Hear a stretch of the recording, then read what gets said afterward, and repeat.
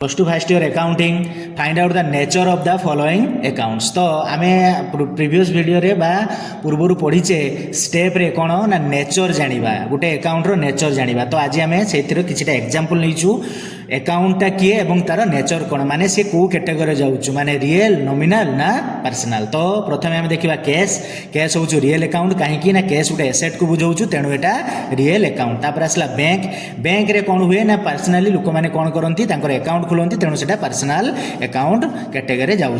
तापर आसला मोहन मोहन गोटे ना को बुझाऊँ तेणु सी पर्सनाल अकाउंट कैटेगरी जाऊँ।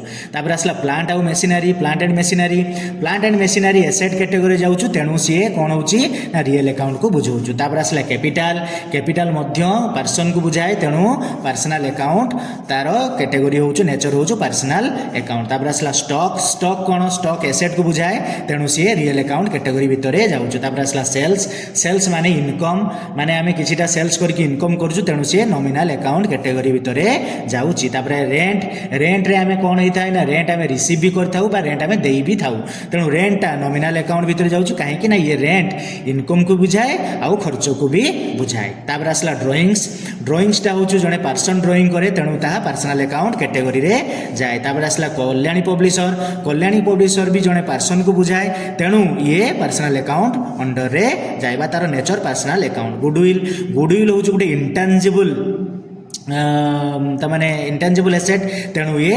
रियल अकाउंट भितर जाइबा रियल अकाउंट नेचर रो।